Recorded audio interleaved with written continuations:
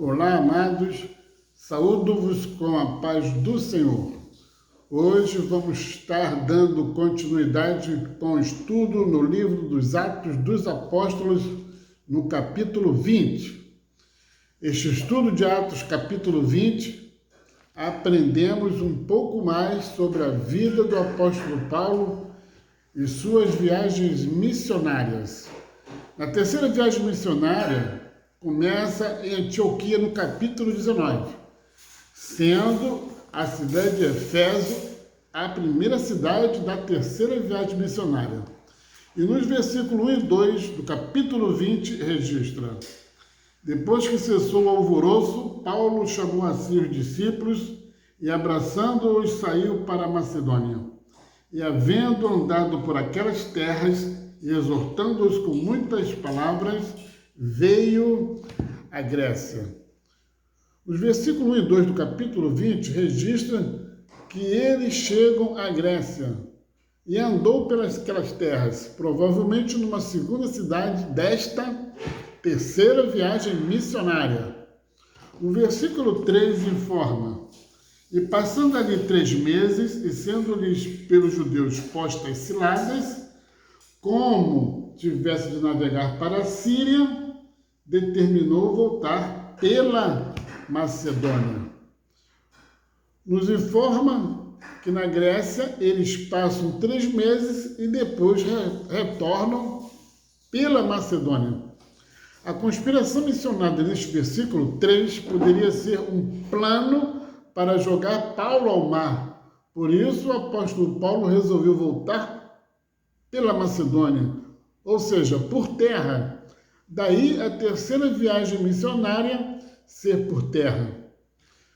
Ao lermos o versículo 4, que diz: e acompanhou-o até a Ásia, Sópatro de Bereia, e dos de Tessalônica, Aristarco e Segundo, e Gaio de Derbe, e Timóteo, e dos da Ásia, Tíquico e Trófimo.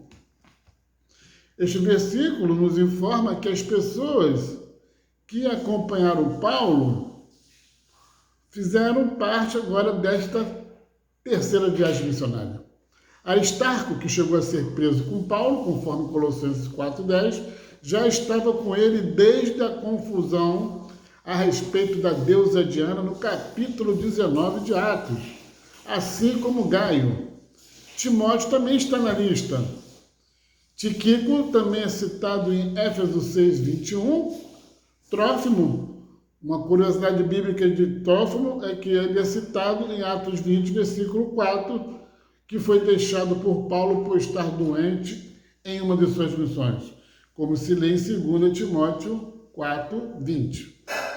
O versículo 6 informa: e depois dos dias dos pães asmos, navegamos de Filipos, e em 5 dias fomos ter com eles a Troade, onde estivemos 7 dias. De Filipos eles foram para Troade, a terceira cidade missionária.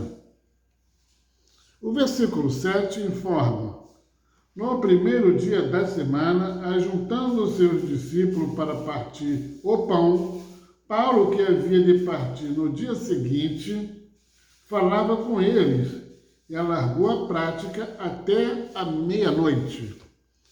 Temos uma das melhores curiosidades bíblicas neste versículo 7, que relata que os primeiros cristãos passaram a se reunir no primeiro dia da semana. Não é assim que começa o versículo?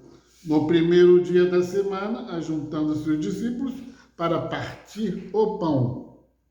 Sugere a troca do dia dedicado ao Senhor de sábado para domingo. A tradição da igreja ao sábado passou a ser no domingo, e neste versículo há o indício da origem dos cristãos se reunirem tradicionalmente aos domingos até o dia de hoje. Este costume teve início para celebrar o dia da ressurreição de Jesus, que ressuscitara no dia de domingo.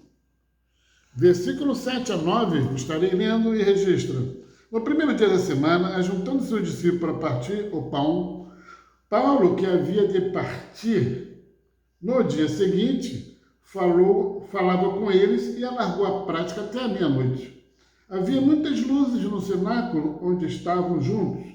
Estando um certo jovem, por nome Eutico, assentado numa janela, caiu do terceiro andar, tomado de um sono profundo que lhe sobreveio durante o extenso discurso de Paulo, e foi levantado como que morto. Neste versículo, lemos a história do jovem Eutico, que ouviu a pregação de Paulo por muitas horas e que acabou caindo no sono e caiu do terceiro andar, sendo considerado morto. Mas Paulo, ao ver o rapaz, afirmou que vivia, no versículo 10. O versículo 11 registra: e subindo e partindo o pão e comendo, ainda lhes falou largamente até a alvorada, e assim partiu. O termo partir do pão, no versículo 11, indica a prática da ceia do Senhor. Versículo 13 a 15. Nós, porém, subindo ao navio, navegamos até Assos, onde devíamos receber a Paulo, porque assim ordenara, indo ele por terra.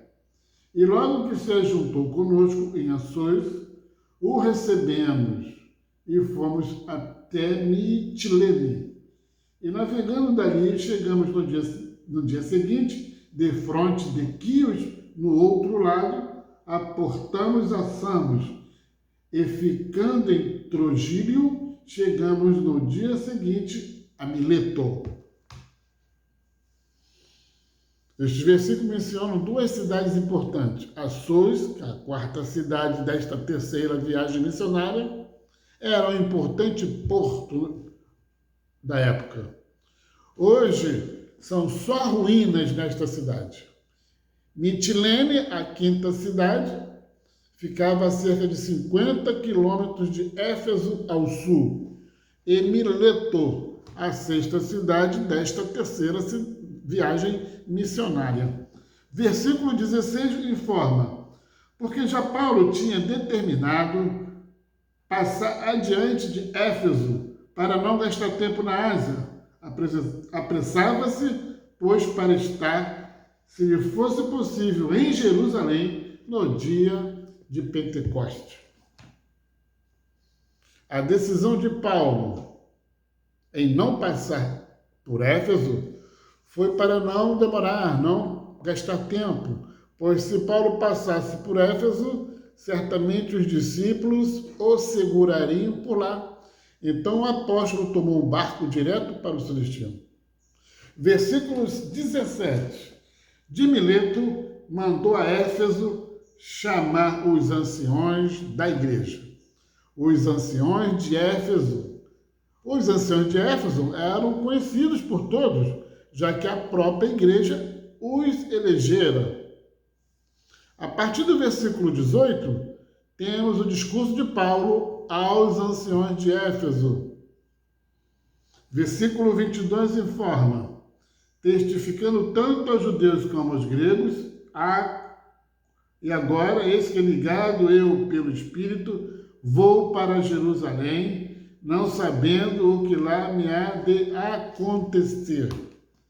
Paulo informa aos anciões de Éfeso o seu propósito de ir para Jerusalém e que o Espírito Santo guiava-o nas suas decisões, guiava-o para Jerusalém, onde seria capturado, como lemos no versículo 22.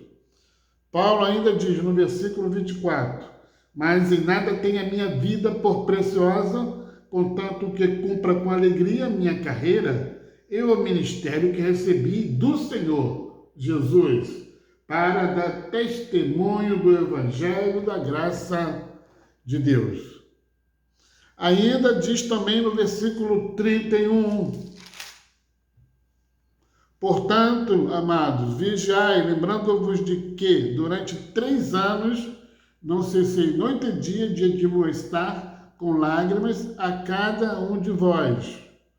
Paulo ficou em Éfeso por 3 anos, admoestando, pregando o evangelho da graça de Jesus. Ele também ainda diz no versículo 33, de ninguém cobicei a prata, nem o ouro, nem a veste. E no versículo 35 registra, tenho-vos mostrado em tudo que trabalhando assim é necessário auxiliar os enfermos e recordar as palavras do Senhor Jesus, que disse, mais bem-aventurada coisa é dar do que receber. É necessário auxiliar os enfermos, especialmente os enfermos da alma, sem Jesus e sem salvação. E Paulo recorda as palavras de Jesus. Bem-aventurada coisa é dar do que receber. Que estas palavras, amados, sejam também o que norteia a sua vida, aprendendo com o ministério de Paulo a amar missões e também a dar antes de receber. Amém, amados? Que o Senhor vos abençoe.